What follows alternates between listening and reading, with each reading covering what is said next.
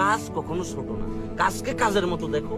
তোমার যে জায়গায় দক্ষতা আছে সেই জায়গায় ঝাঁপাই পড়ো। হইতে পারে সেটা ফ্রিল্যান্সিং, হইতে পারে সেটা আম বেচা, হইতে পারে জাম বেচা, হইতে পারে কর্পোরেট জব, হইতে পারে সরকারি জব। ভালো প্রিপারেশন, নিজেকে ওইভাবে দক্ষ করে দেবো। এছাড়া ওই দিন শেষে কাশেম কাকার মাইক, বউ নাই, টিয়া নাই, ফ্ল্যাট নাই, বাসা নাই, বাড়ি নাই, চাকরি নাই, কেটিয়া নাই, হইব কেমনে? পরিশ্রম কর বেটা। হ্যাঁ, যে জ্ঞানটা দিতেছি না, জ্ঞানটা দেওয়ার কারণে আমার কাছে টাকা চলে এসেছে। তোমার টাকার ব্যবস্থা তুমি করো, তোমার ধান্দার ব্যবস্থা তুমি করো। তোমাকে অমুকে করে দিব তো অমুক ভাই আশা দিছে একটা চাকরি দিব না ভাই, এগুলা খায় না এখন মার্কেটে। মার্কেটে একটা জিনিসই খায়, দিন শেষে তোমার শক্তি তুমি, দিন শেষে তোমার এনার্জি তুমি, দিন শেষে তোমার পরিশ্রম তোমাকেই করতে দেব। আর ওই সফলতার ভাগ বাকি মানুষরা আছে নিজে। এটাই সিস্টেম, এভাবেই দুনিয়াটা চলতেছে। তোরা লাইফে যদি কিছু করতে চাও, নিজের কাজটা নিজে করো, কেমন?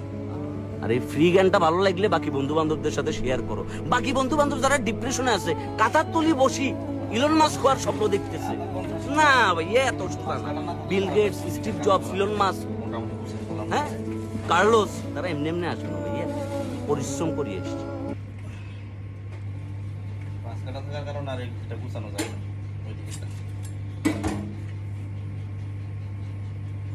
বরাবরই বলি, মাছ কাটার আগে ভালো করে পরিষ্কার করতে হবে। মাছের পিচ্ছিল পদার্থ থাকে সবাই জানে, শরীরের ভিতরে ভালো করে পরিষ্কার করে নিলে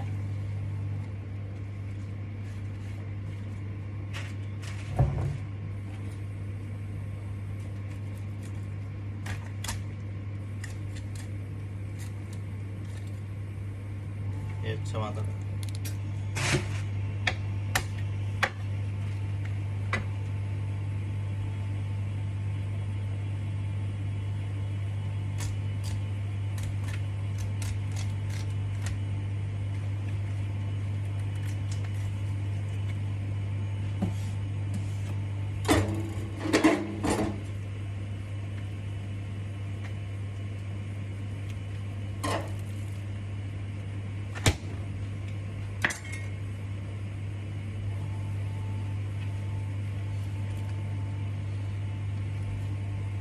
আমি মাছ রাখার জন্য একটা আনিছি, তো ওইটা খুঁজতেছি, খুঁজতে পাইতেছি না।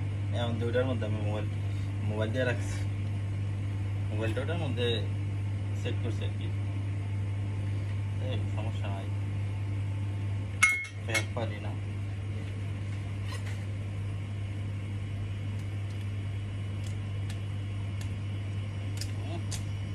ছুরি সেই দার, সেই হাতের মধ্যে পোষালো কাটবো না, সেই দার ছুরি।